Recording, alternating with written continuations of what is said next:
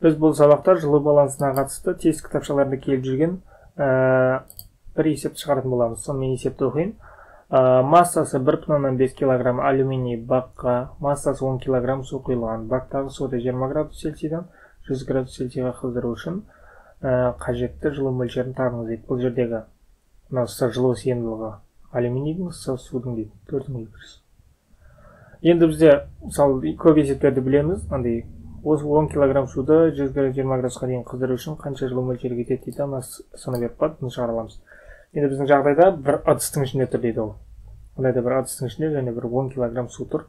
Енді осыны от жағып қыздырған деген қалайда бір жылу берілген, яғни осы жалпы ішіндегі суды 20 градустан 100 градусқа дейін қыздыру керек. Басында 20 еді, 100 градус, яғни арасында дельта 80 градусқа дейін 80 градус жоғары көтеру керек.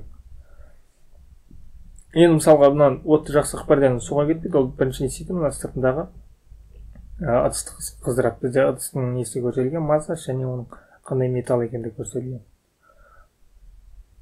Алюминийден көрсетілген. Енді бізде мынандай жылу балансының формуласын білеміз, өзі жалғыз формуласы бар. Q тең болады См дельта Т. Дельта Т дегеніміз, дельта Т дегеніміз Т2 минус Т1 деген береді. Жалпы дельта деген өзгеріс. Яғни Т1 мен Т2-нің арасында қанша арақашықтық бар деген сияқты нәрсені көрсетеді. Енді біз мына жерде жаңа айттық, бірінші істейді ол мына сыртындағы алюминийдің температурасын соған жеткізеді, содан кейін алюминий қызады, қызғаннан кейін барып не істейді, ішіндегі суды қыздырады. Сол үшін бізде не істейміз, жалпы Q-ды табу үшін мына жазайын. Q тең болады Q1, яғни алюминийдің несі жаңа жылу қыздыру керек, және одан кейін барып не істеу керек, ішіндегі суды қыздыру керек. Q1 плюс Q2. Мына формула, мына жоғарыда көрсетілген формула, кез келген суды қыздыра ма, темірді қыздыра ма, басқаны қыздыра ма, барлығын аралады. Тек бізге несі болу керек? Массасы және температуралары және оның жылу сыйымдылығы. Әртүрлі мысалы темір тез қызады, су жай қызады деген сияқты. Енді бізде жазып қойық, массасы алюминийдің массасы М1 деп белгілей берейік, өйткені екі масса бар ғой. 1,5 килограмм. Және де судың массасы М2 деп белгілейік, ол 10 килограмм. Және бақтағы суды қыздырды дейді, Т1 20 градус Цельсий, Т2 100 градус Цельсий. Және де жалпы осы жүйені, яғни су мен бақтан тұратын жүйені қыздыруға қанша жылу кетеді дейді. Q деген әргі. Енді бізде дельта Т-ны тапсақ, мына жерден дельта Т тең болады 80 градус Цельсия, 100-ден 20-ны айтсаңыз болды. Тең болады. Так, мына формуланы жалғастырайық. Q1 деген С1 М1 болады, бақты қыздыру дельта Т. Оның да температурасы сондай. Қосылған С2 М2 дельта Т. Оның да температурасы сондай. Тек нелері массалар мен жылу сыйымдылықтары әртүрлі. Енді біз математикадан білеміз, бірдей шамаларды қосынды несі азайтында болған кезде жақшаның алдынан шығаруға болады, ортақ көйткіш ретінде.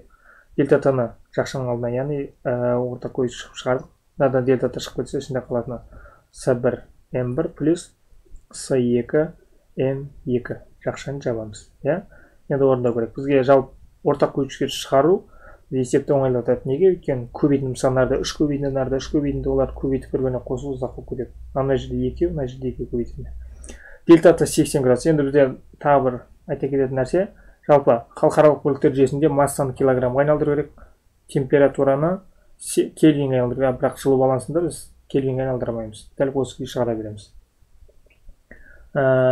Жақшаны ашамыз. С1 деген ол бізде алюминий. Қанша? 920. Көйті М1, алюминийдің массасы 1,5. Енді қосамыз.